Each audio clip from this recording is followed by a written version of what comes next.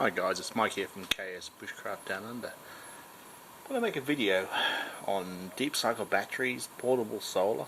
I'll try and get it all in my 20-minute limit. If you guys would like to help me out, it really helps me if you do subscribe. That'll increase my length of videos I can make. So anyway, deep cycle batteries. There is more guff on the internet about deep cycle batteries, lithium, AGMs, blah blah blah. You know, some claim that any of these batteries can be discharged to 100% without effect. Well, all of that is sheerly not correct. Okay, so under the bonnet of this car I have a flooded cell deep cycle battery. Now, because it is under the bonnet, an AGM battery is not happy, especially in Australia. And this vehicle is diesel, but it's not a happy place for AGM batteries, we'll be clear about that. Now, there's lots of advantages of having the second battery near the alternator with a smart charge control, because this vehicle has a so-called smart alternator, so it needs a smart charger for the second battery. Anyway, getting back to the deep cycle battery. This is in my vehicle is a relatively cheap one at $250, that's right. And it's as big as I can fit in there, which is about 80 amps. So the depth of your discharge directly affects the life of the battery. Now, the way deep cycle batteries are rated here in Australia at least, so a 100 amp hour deep cycle is rated at 5 amps by 20 hours, providing the battery can do that, is 100 amp hours. So if you discharge this deep cycle at 100%, so use the full capacity of it, it'll last about 300 cycles. So in effect, you could destroy one in a year if you're heavily discharging it every day. And if you discharge it to 80%, you'll get about 500 cycles. And if you discharge it to 50%, you'll get about 850. So it dramatically affects the lifespan. So if you divide the cost of the battery, and at $250 it's a cheap one. 50% is about 30 cents a day, 80% 50 cents a day, and 83 cents at 100%. So at close to $1 a day, that's basically the cost of ice. So keep that in mind. And also, you don't want to be stuck out in the middle of nowhere with a super exotic battery, yeah? Unless you could end up in a bit of a bind. So knowing what your system is consuming each 24 hours, what your solar system or alternative charging methods can replace is important. But you also want to know what's in the tank, so to speak. So both AGM and wet cell batteries read voltage differently. That also depends on the quality of what you're reading it with. So these are the hard numbers. So wet cells, this is a wet cell, so 12.6 and above, it's at full percent. 90%, 12.5. Various, you guys can screenshot that to your heart's content. So some form of voltage management system. I'll show you some different methods of reading the voltage on the battery, and we'll go from there. Well guys, the most common way of measuring the amount of charge in a battery is with voltage. Now, it's problematic in the fact that it's so volatile. So if you put a load on this deep cycle battery, even a small load, it'll affect the reading. Okay, so a quick checky here. Now, this battery's just about full. So it's showing 12.52. Now, this little meter here is the National Lunar one, and it's showing 12.5, which is nicely correlated. So I've got a LED strip lamp plugged in here just to show you the effect. So I'll put this load on. It's a relatively light load.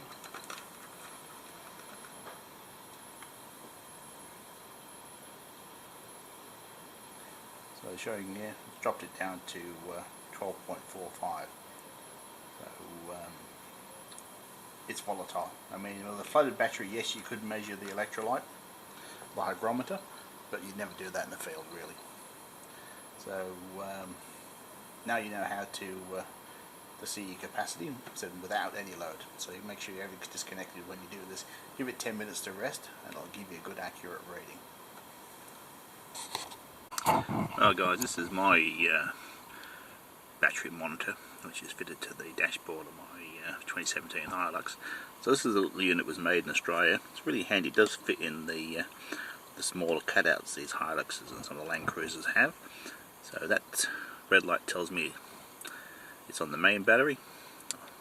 I cycled to the deep cycle. Now you see the voltage has jumped up. That's because the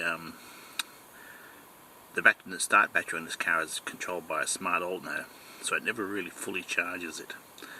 So it's a bit. So guys, on the charge controllers. So basically different types of batteries want different types of voltage. So there are your main ones there. I don't have any details on lead crystal and stuff at the moment. But anyway, we know from what I'm running a camp lights and a car fridge on fridge, basically I need to replace 40 amp hours per 24 hours. Now this charge controller that I've fitted will do a maximum of 25 amps, providing it's getting more than 11 volts from the crank battery.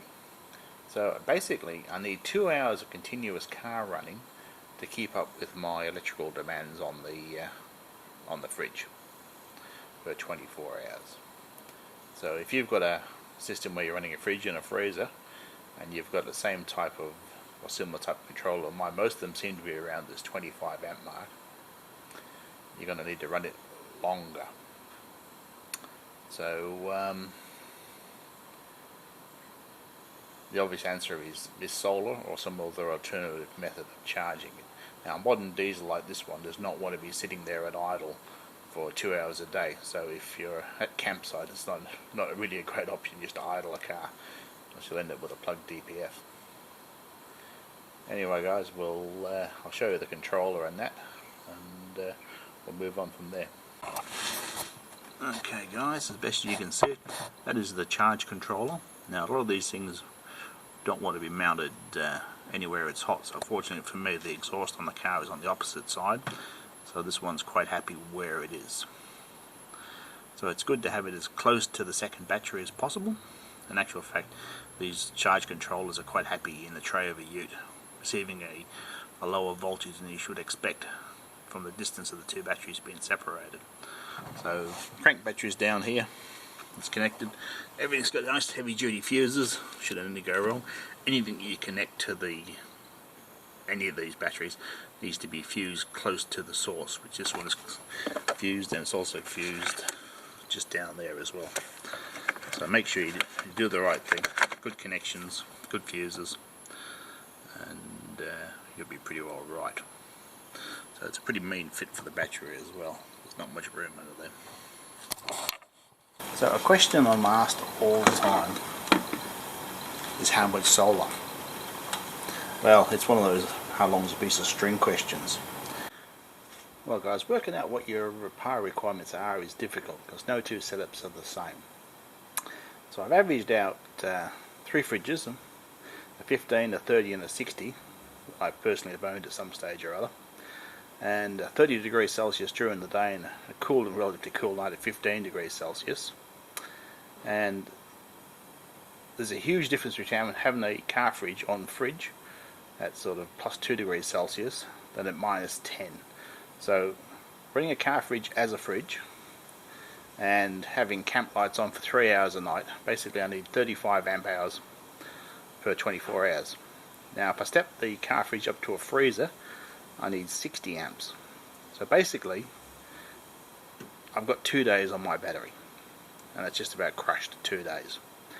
If I run it on a freezer, basically I've got 1 and a bit.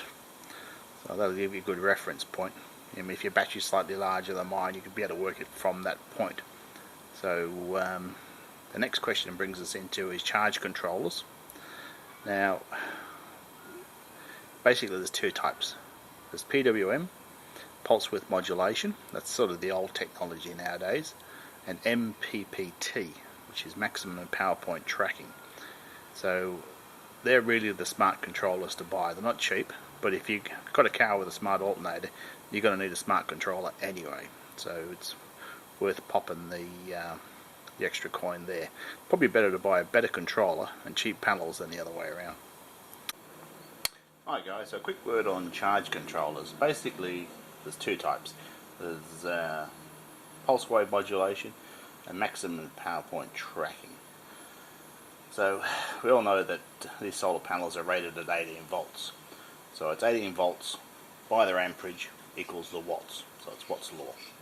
Problem is, you can't charge a battery at 18 volts, it's too high for it. Now in the old days, basically the solar panels were connected directly to the battery with basically a simple voltage cutout regulator. That's all it did. So once that battery got to I think 13.8 volts it was, it cut the solar panel off until the voltage dropped and it would kick it in again. So that's how it worked. And that's sort of the way the pulse wave modulation works. So you hook up this 18 volt panel to a battery here that's low, say 11.6 volts.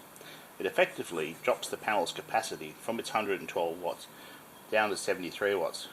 And so exactly when you need it to be pumping, it's not. So you take this to a high battery, it goes up to 79 watts. The MPPT charger, what it does, it converts the excess voltage into amperage. So in this calculation here, connected to the same flat battery, that panel now has an equivalent of almost 110 watts. So without getting too sciencey, you're going to get 25% more from your panels with MPPT. So that is what you want.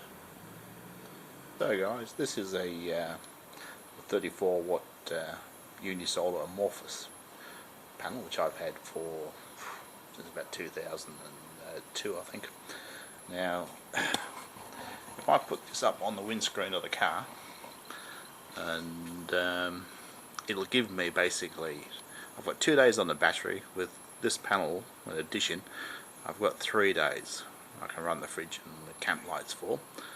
Now I've got this guy's much younger grandson that's at 115 watts, and the advantage of these is of course you can move them, so you can park your car in the shade and put your basically I want my panels angled towards the sun. So I've got a pretty handy space that's basically at that angle. It's the windscreen of the car. So depending on how keen you are, if you want to relocate your panels 3 or 4 times a day, you can get by with quite a small panel. But if you just want to park your car sort of facing north and throw a panel on the windscreen, well, leave it there. You'll need around 120 watts to stay out sort of semi-permanently with solar, and that's providing you're getting a nice sky shot and the rest of the factors. And well guys, there's its big brother. So that's the Red Arc, which are now doing the amorphous blankets. Well guys, to round out this video, I thought I'd show you this. So this is a little 4-stroke motor with a standard 55 amp alternator. So basically you can select between low and high charge. It affects the voltage and the amps. So this can kick out 55 amps. I've never seen it kick out 55 amps, and most I've ever seen it doing is 30. But in effect, before I had solar and I used this, it meant I ran it 1 hour a day. So a lot of people say, why don't you just get a Honda generator with a 12 volt outlet? Well, the problem is they're only at about 10 amp from what I know of, and this thing's a lot more powerful. So this was used from about 2000 odd up until I bought the solar panels. It's then went back into the shed. I started pulling it out a few years ago on some of these tag-along tours when these V8 Toyotas, their alternators were failing everywhere. So this poor little fella's been strapped on a few too many rhubars.